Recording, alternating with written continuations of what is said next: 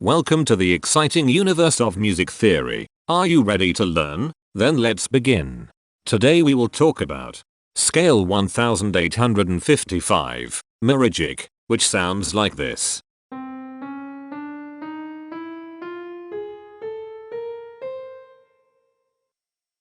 This scale has 9 tones, which means it is called an enneatonic scale.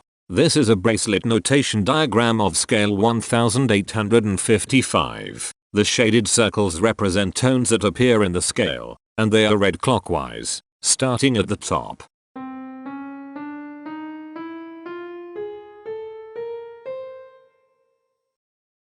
The pitch class set for this scale is 0, 1, 2, 3, 4, 5, 8, 9, 10. The fault class is 9-4. This set is not prime. The structure of a scale is a description of the interval distance between each successive tone. This scale has a structure of 1-1-1-1-1-3-1-1-2.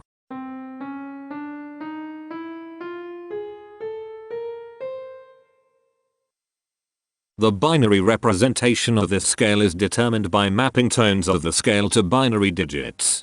Each binary digit represents a power of 2.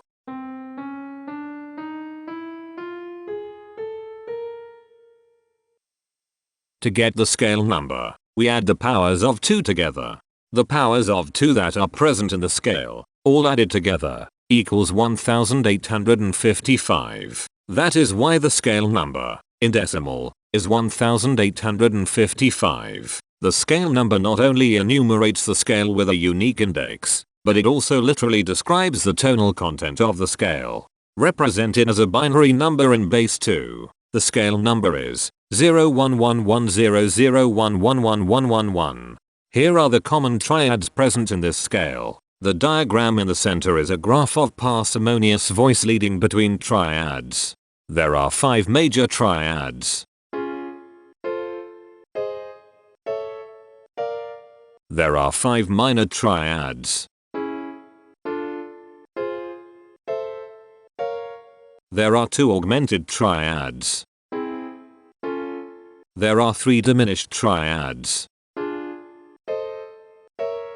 Here is a Hamiltonian path of parsimonious voice leading that uses all the triads.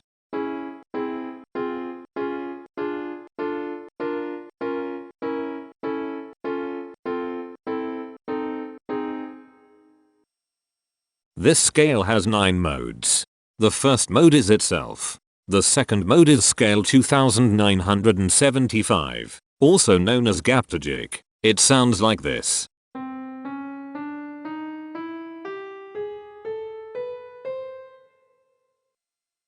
The third mode is scale 3535, also known as eriptogic. It sounds like this.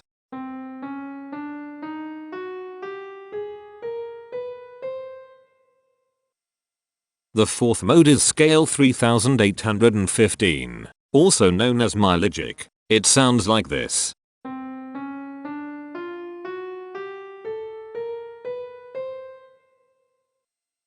The fifth mode is scale 3955, also known as Galygic. It sounds like this.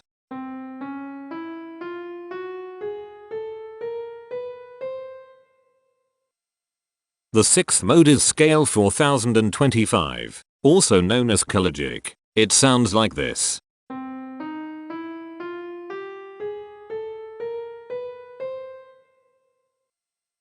The seventh mode is scale 1015, also known as Arnodigic. It sounds like this.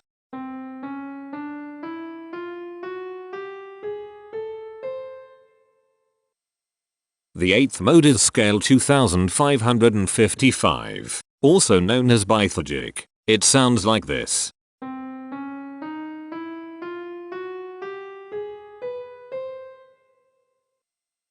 The ninth and last mode is scale 3325, also known as Epigic. It sounds like this.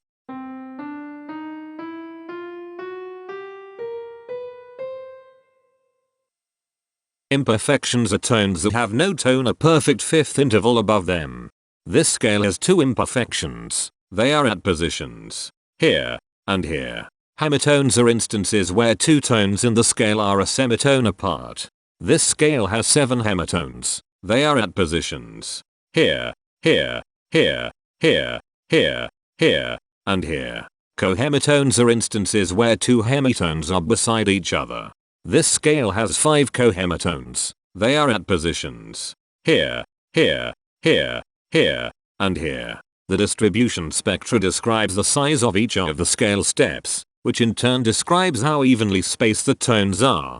A generic interval is how many scale steps are between one tone and another. A specific interval is how many semitones apart they are. The generic interval of one scale step comes in 3 different specific interval sizes: 1 semitone, 2 semitones, and 3 semitones. The spectrum width of this generic interval is the highest, 3, minus the lowest, 1, which equals 2. The generic interval of 2 scale steps comes in 3 different specific interval sizes: 2 semitones, 3 semitones, and 4 semitones. The spectrum width of this generic interval is 2.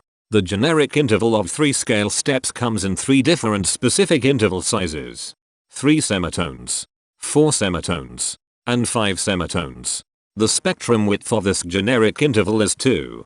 The generic interval of 4 scale steps comes in 4 different specific interval sizes: 4 semitones, 5 semitones, 6 semitones, and 7 semitones. The spectrum width of this generic interval is 3. The generic interval of 5 scale steps comes in 4 different specific interval sizes: 5 semitones, 6 semitones, 7 semitones, and 8 semitones. The spectrum width of this generic interval is 3. The generic interval of 6 scale steps comes in 3 different specific interval sizes: 7 semitones, 8 semitones, and 9 semitones. The spectrum width of this generic interval is 2. The generic interval of 7 scale steps comes in 3 different specific interval sizes: 8 semitones, 9 semitones, and 10 semitones. The spectrum width of this generic interval is 2.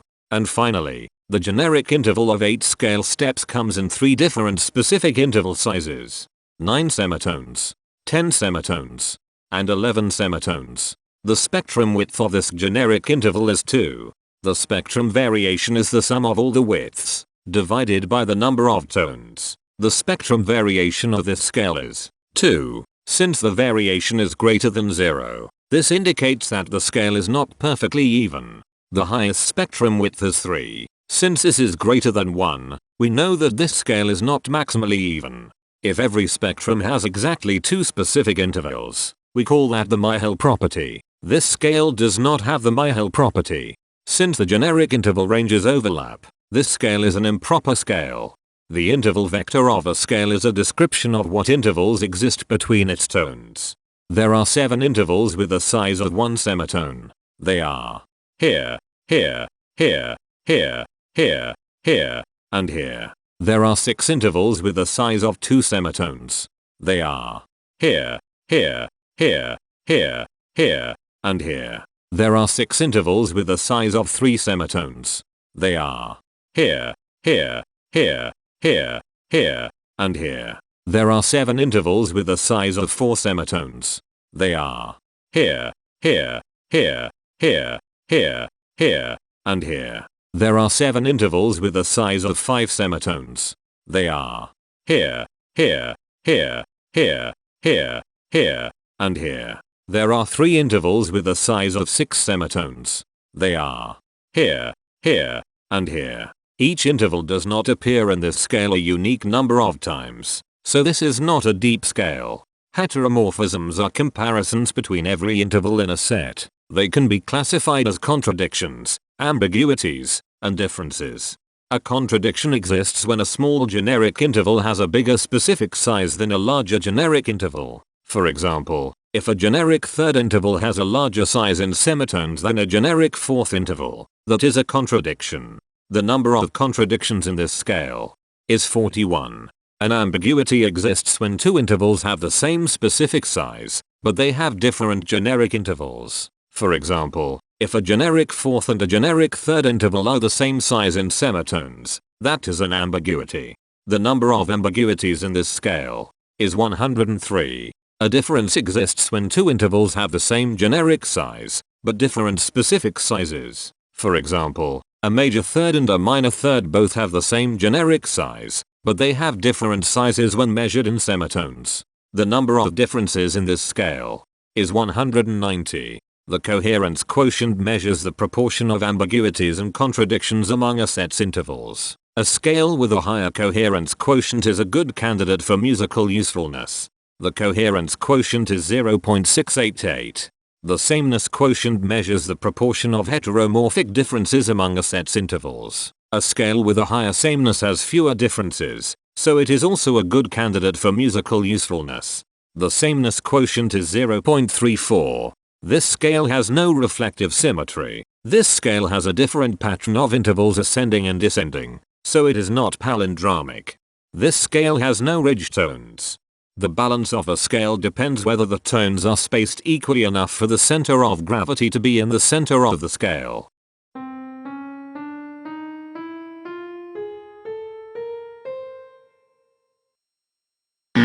This scale is not balanced. The inverse of a scale is a mirror image. It is what you get when the sequence of intervals is reversed. The inverse of this scale is scale 3997, also known as digigic. This scale is chiral. It cannot transform into its inverse by rotational transformation. This scale has no rotational symmetry. For even more detail about this scale, visit ianring.com/musictheory/scales/1855. If you found this video informative, please consider supporting this channel by becoming a patron. Of course, not everyone has the means to support a project like this one financially, and that's okay. But if you are able to spare just $1 a month, your help is deeply appreciated. It will not only allow others to continue enjoying this series for free, but will also go toward improving the quality and quantity of music theory resources we can provide. Go to patreon.com/musictheory and join others like yourselves who totally geek out on all this nerdy stuff. Thank you to these Patreon patrons.